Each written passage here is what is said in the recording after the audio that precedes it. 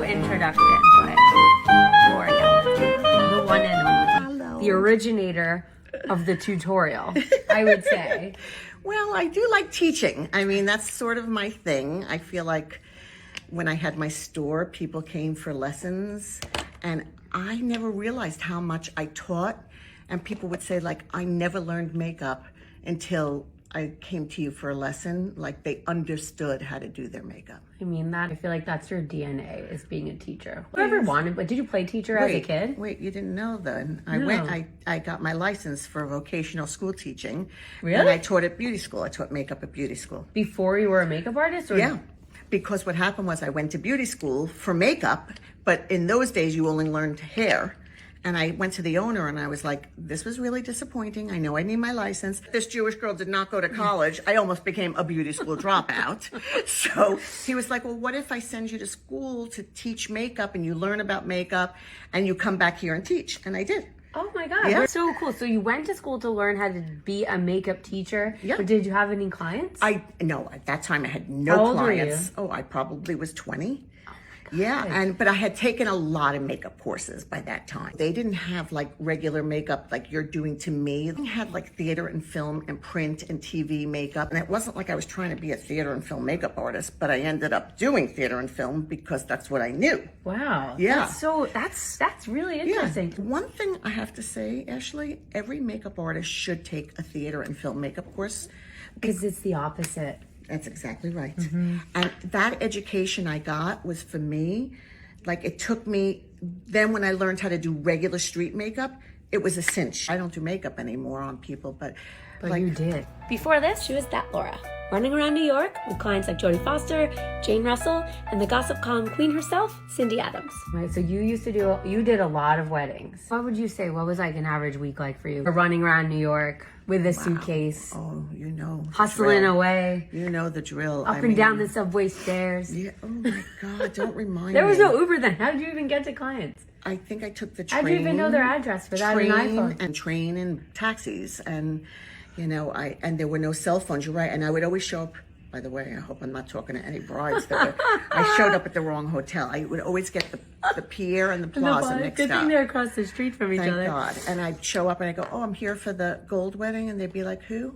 Oh, I'm like, oh no, my where is God. it? Then I'd get to the wedding and I was a little late. And I was like, oh no, I'm so sorry. In Laura's defense, that could easily happen now.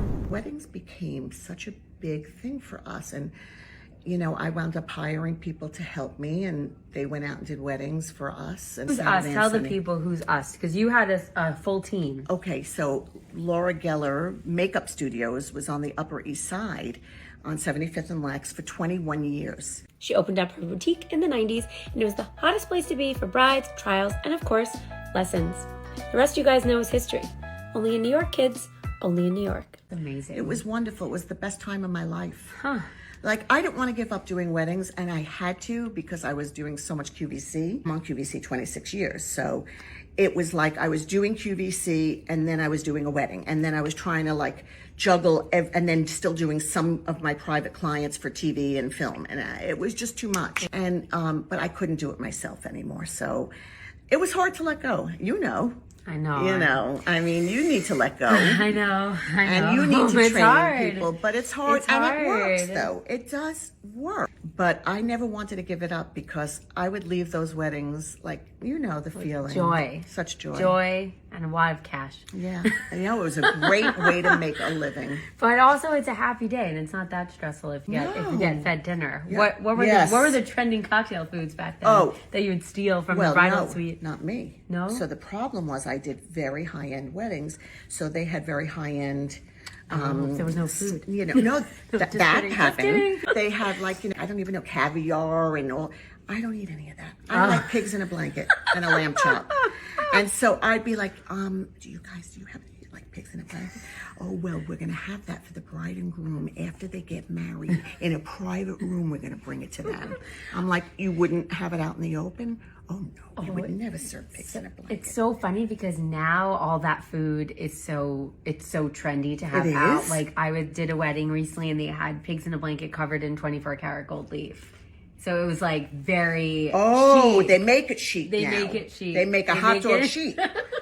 Oh my I God. can confirm that both are delicious. What was your like aha moment? Like, cause I had the privilege of getting to be on QVC as Laura's backup guest a couple of years ago, and it's really intimidating. There's no Talking to a audience. blank- You're talking to a blank room, but you're so enthusiastic. How did you find like that connection to so many different women across the country and internationally to just click? You are the master teacher. That's it.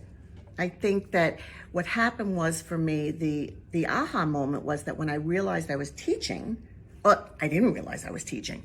They were telling me, thank you, I learned, I understood it, and now it made sense to me. And then they would purchase the product, and the feedback I was getting is like, wow, you're doing really well because you're explaining and educating. Plus, I was used to working on a set from working in TV and film. I was so You were at accustomed. home. I was at home.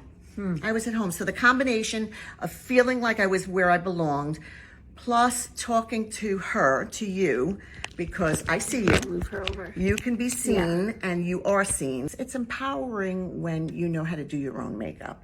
Like you could be in the worst mood, but if you can see yourself, I think, like I know how I feel. It's so transformative that it puts me in a better mood. Yeah, it puts me in a better mood. I mean, too. at Laura Geller Beauty right now, I mean, we have been spotlighting for a number of years. We are speaking to women who feel invisible. If it's you that is out there and feel like, I don't look like the way I used to, and everybody else looks better than me, so why bother putting makeup on, and why bother getting my hair done, and who cares? Nobody cares about me. Guess what? They do. You are heard, you are seen, and you have done so much for yourself in this life. And we just want to get the word out that after 40, 50, 60, 70, 80, and beyond, you are as important as you could ever imagine being. We hear you. We see you. A few famous and fabulous over 50 faces Laura Geller is partnered with. Oh, thank you. Thanks for having this glamorous conversation with me. This was fun. You're a great interviewer. Oh, well, you're a great author. Well, I know that. I'm a good educator. That's what they say.